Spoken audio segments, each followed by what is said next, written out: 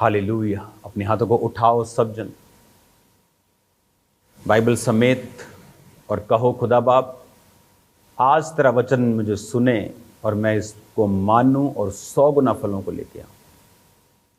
कोई अंधकार की शक्ति इन वचनों को चुरा ना सके मेरे खुदा बाप। तेरा आत्मा जीव और अचंभी रीति के साथ जुम्बिश करे।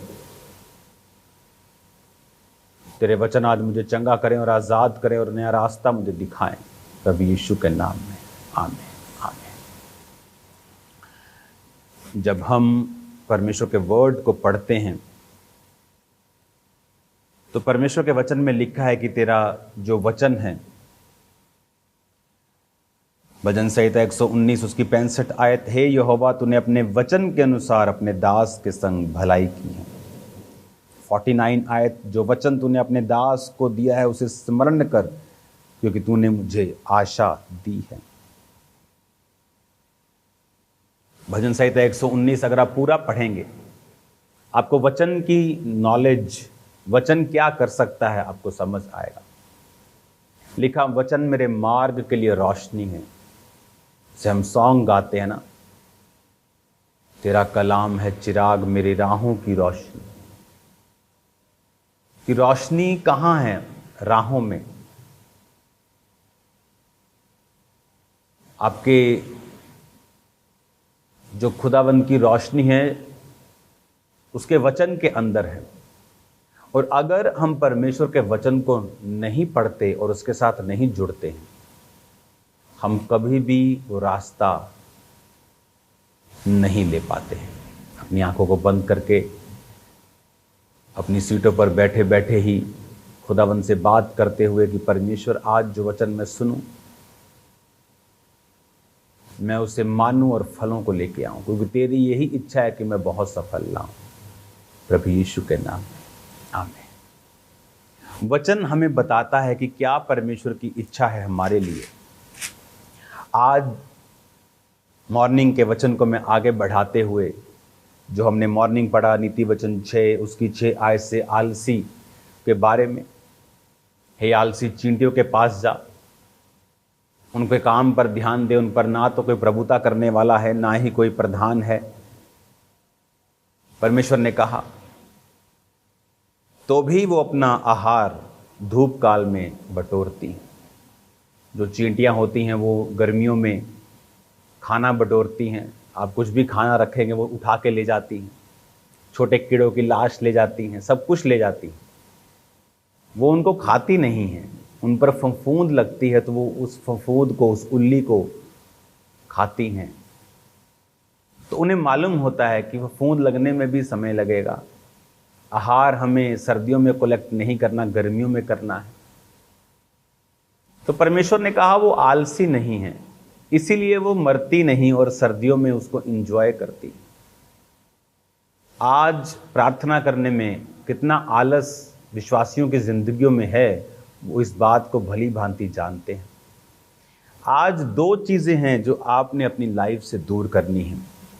अगर ये 2 चीजें आप अपनी लाइफ से दूर नहीं करेंगे, मसीह में रहते हुए भी आप अपने जीवन का आनंद कभी ले नहीं पाएंगे। मैं आपको बता रहा हूं, अगर इन दोनों चीजों में कोई भी चीज, कोई भी गुनाह आपकी लाइफ में है, तो आप अपनी लाइफ का एंजॉय आप नहीं कर पाएंगे। इन दोनों में से अगर एक भी चीज आपकी लाइफ में है तो पहला, आलस। अगर आलस आपकी लाइफ में है, प्रार्थना का आलस, परमेश्वर के काम करने का आलस, हर जगह आप लेट हैं, आप अपनी जॉब पे लेट हैं, आप अपने बिजनेस में लेट हैं, आप अपने काम पर, अपने प्रोजेक्ट में, आप हर जगह लेट हैं, हर जगह डिले हैं। परमेश्वर ने कहा जो आलसी होगा उसका कंगालपन, 11 आयत में लिखा, राह के लुटेरे के समान और घटी हथियारबंद के समान आ पड़ेगी। कि जैसे रास्ते पे चलते किसी को एकदम से लोग घेर लें, तो परमेश्वर ने कहा तेरा कंगालपन इस तरह से आएगा। आज कितने विश्वासी हैं, परमेश्वर का आत्मा उनसे बात करता है प्रार्थना करने के लिए, और उनको नींद आती है, आलस घेरता है, फोन घेरता है, व्हाट्सएप घेरता है, दुनिया के सब काम याद आने लगते हैं जब प्रार्थना करने के लिए आपको जाना होता है। क्यों? क्योंकि शैतान इस बात को जानता है कि जब आप प्रेयर्स में जाएंगे, बाइबल को पढ़ेंगे, एक स्पिरिचुअल अवेकनिंग होगी, आप जिलाए जाएंगे, आप जीवित होंगे, आपको रास्ता मिलेगा, स्पिरिचुअल आइज ओपन होंगी, समझ आनी शुरू हो जाएगी कि परमेश्वर क्या कर रहा है, आत्मिक दृष्टि से शैतान किस जगह पे काम कर रहा है, आत्मिक दृष्टि से परमेश्वर क्या करने की कोशिश कर रहा है। आपको सब चीज़ों की समझ आनी शुरू होती है जब आप प्रार्थना करना शुरू करते हैं। और प्रार्थना करने में सबसे बड़ी रुकावट क्या है? आलस। प्रभु यीशु मसीह जब प्रार्थना कर रहे थे तो यीशु मसीह को मालूम था कि उस दिन, अगले दिन क्रूस पे चढ़ना है। वीरवार रात को प्रार्थना कर रहे थे, शुक्रवार को क्रूस पे चढ़ना है, मालूम था, फिर भी प्रार्थना कर रहे थे। इसलिए परमेश्वर ने कहा प्रार्थना कर ताकि तू परीक्षा में ना पड़े। पतरस ये जानते हुए भी एक परमेश्वर परीक्षा आएगी, वो प्रार्थना करते करते सो रहे थे, आलस डाल रहे थे। परमेश्वर ने बार बार उठाया लेकिन वो नहीं उठे, और अगले दिन पतरस ने परमेश्वर का इनकार कर दिया, वो परीक्षा में पड़ गया। लेकिन परमेश्वर यीशु मसीह पर जो भी परीक्षाएं आई वो निकल गई, वो खत्म हो गई। और आज हम परमेश्वर को एक, कहते ना, कामिल परमेश्वर, एक उत्तम परमेश्वर, एक सिद्ध परमेश्वर के रूप में देखते हैं। धरती पे कोई सिद्ध नहीं है। किसी ने छल किया, किसी ने कपट किया, किसी ने व्यभिचार किया, लेकिन प्रभु यीशु मसीह आप देखते हैं बिना छल, बिना कपट, बिना व्यभिचार, उन्होंने शादी नहीं की, किसी को मारा पीटा नहीं, खून नहीं किया, माफ किया, ब्लेस किया लोगों को। हालेलुया। अगर आप आलसी हैं, और दूसरा इसी प्रोवर्ब्स नीति वचन 6 उसकी 20 आयत में लिखा है, मेरे पुत्र मेरी आज्ञाओं को मान और अपनी माता की शिक्षा को ना तज, इसको अपने हृदय में सदा गांठ बांधे रख, अपने गले का हार बना, वो चलने में तेरी अगुवाई और सोते समय तेरी रक्षा और जागते समय तुझसे बातें करेंगे। हालेलुया। 24 में लिखा, ताकि तुझे बुरी स्त्री से बचाए और पराई स्त्री की चिकनी चुपड़ी बातों से बचाए, उसकी सुंदरता देखकर अपने मन में उसकी अभिलाषा ना कर, वह तुझे अपने कटाक्ष में फंसाने ना पाए। क्योंकि वैश्यागमन के कारण मनुष्य टुकड़ों का भिखारी हो जाता है और व्यभिचारिणी अनमोल जीवन का अहेर कर लेती है। क्या हो सकता है कोई अपनी छाती पर आग रख ले और उसके कपड़े ना जलें? हो सकता है कोई अंगारों पर चले और उसके पैर न झुलसे? जो पराई स्त्री के पास जाता है उसकी दशा ऐसी ही है, वरन जो उसको छुएगा वह दंड से ना बचेगा। परमेश्वर ने क्या कहा? उसने कहा व्यभिचारिणी अनमोल जीवन का अहेर कर लेती है। क्या होता है अहेर? शिकार। व्यभिचार करने वाला एक बकरे के समान है और वो शेर के पास जा रहा है। दो पाप एक विश्वासी की लाइफ में जो मैंने देखे हैं, एक आलस, टाइथ बोने में आलस, टाइम पर नहीं बोया। चीटी भी कह सकती है आज मेरा सिर दर्द है, आज मैं इकट्ठा करने नहीं जाऊंगी, आज मेरी मासी की लड़की की शादी है। वो अपना काम करती रहती है ताकि सर्दियों में सर्दियों में उनको तो भीख भी कोई नहीं देता, सर्दियों में उनको मौत ना उठानी पड़े, मौत ना आ जाए, सर्दियों में खाना हो। आज हम टाइथ में वफादार नहीं। परमेश्वर ने कहा तुम पर भारी श्राप पड़ा है, तुम पर फिजूल खर्चियां आएंगी, क्योंकि तुमने मुझे लूटा है दशमांश में और भेंटों में।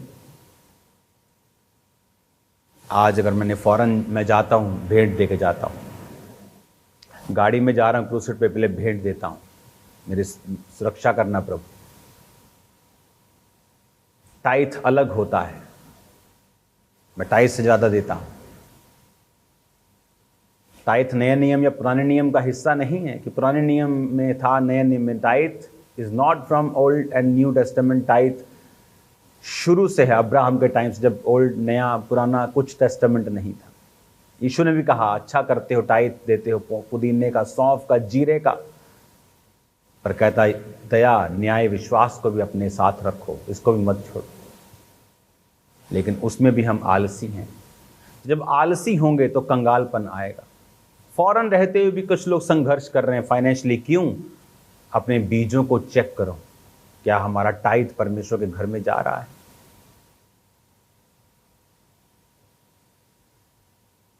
बाइबल कहती वो प्रेरितों के पांव के ऊपर पैसा रखते थे, खुद हेल्प करने नहीं जाते थे लोगों की, प्रभु के भवन से पवित्र होके उस पैसे को फिर वो परमेश्वर के कामों के लिए जाता था।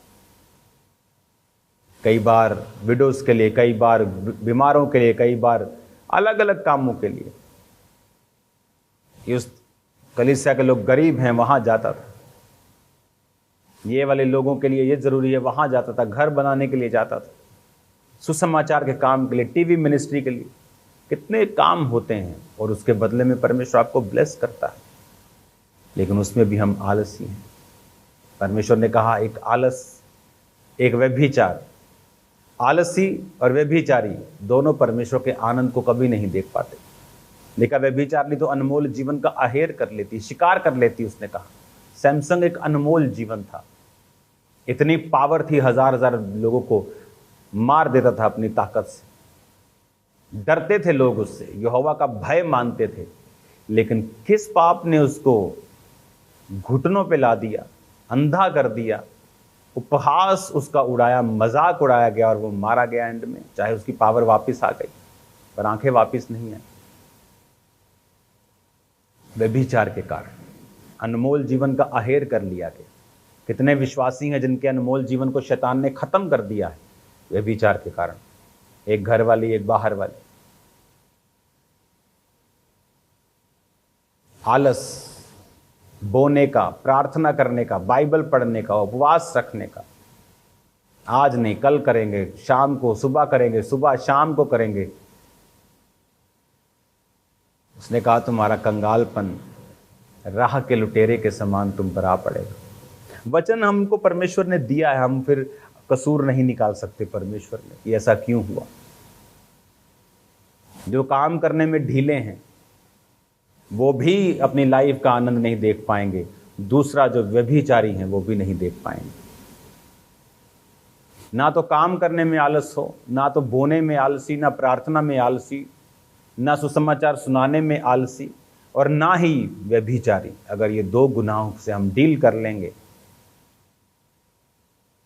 अगर ये दो पापों से हम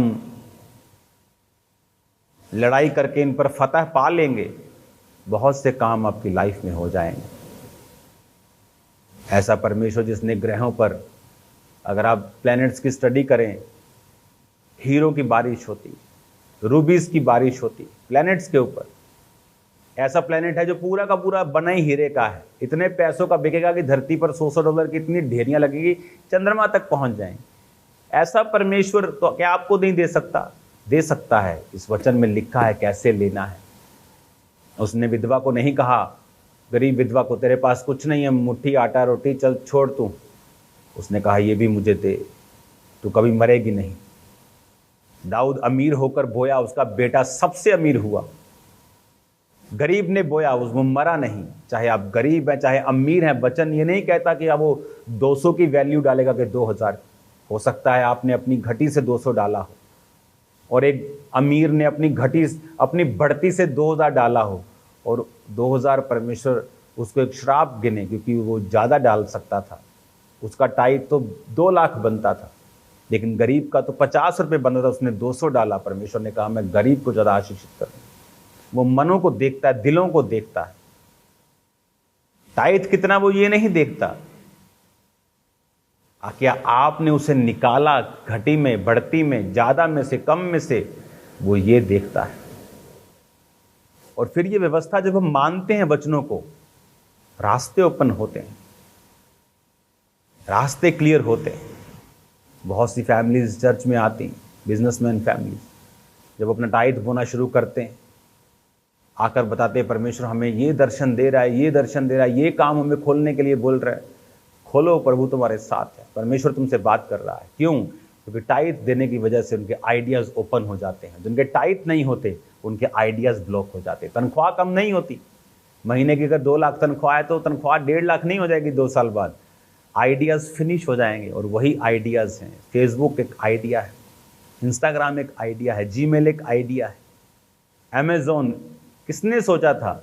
ऑनलाइन शॉपिंग, तुमको जिसने तुमको देखा नहीं, तुमने जिसको देखा नहीं उससे सामान लोगे। सपनों में भी नहीं सोचा। एक आइडिया, वो आइडिया परमेश्वर आपको देता है जब आप उसके वचनों को पूरा करते हैं, उसके वचनों को मानने में ढिलाई ना करें।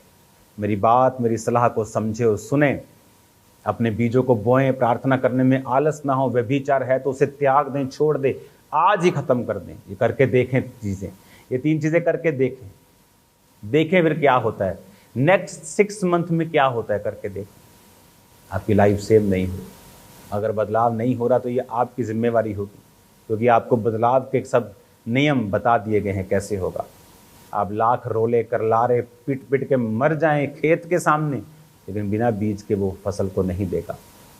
ये रूल परमेश्वर ने धरती के लिए बनाया है।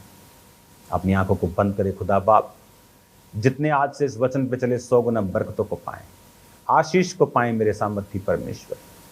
इस वचन पे चलने वाले सब लोग आशीषित हों और सेम न रहें। बीमार चंगे हों, बीमार आजाद हों, डिप्रेशन के रोगी चंगे हों। तेरा पाक रूह कार्य करे प्रभु यीशु के नाम में। आमीन, आमीन। Thank you Lord. God bless you all.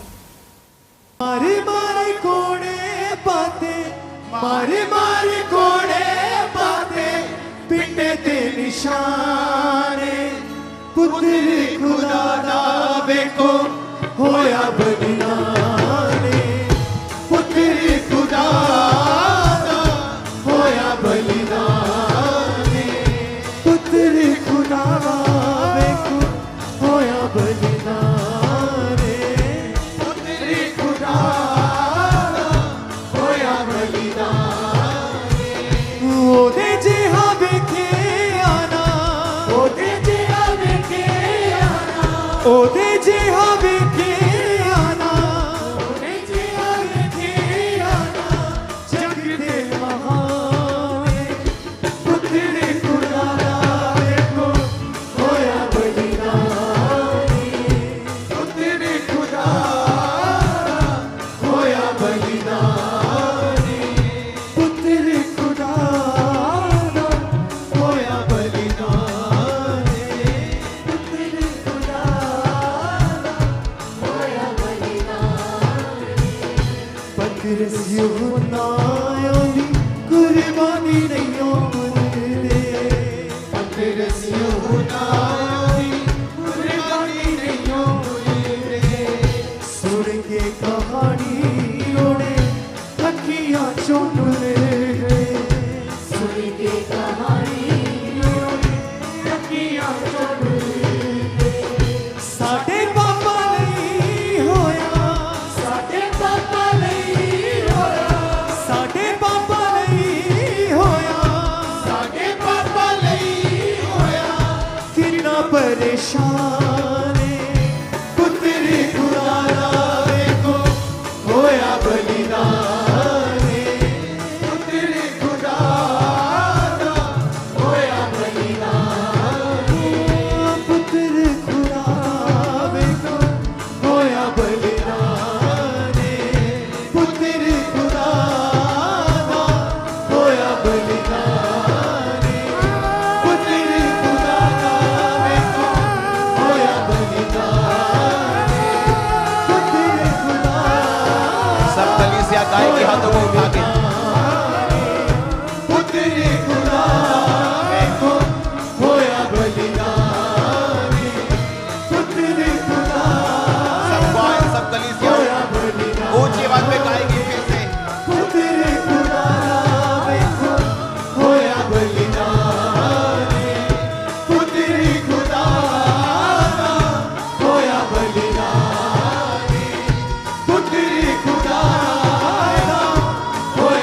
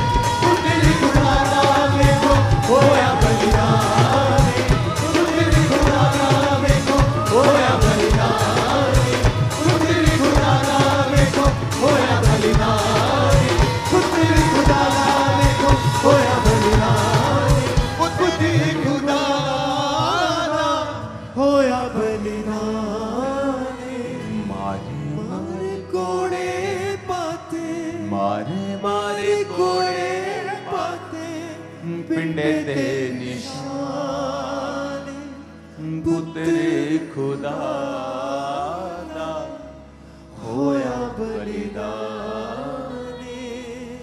पुत्रे खुदा दा होया बलिदान मारे मारे कोड़े पाते मारे मारे कोड़े पाते पिंडे ते निशान पुत्र खुदा दा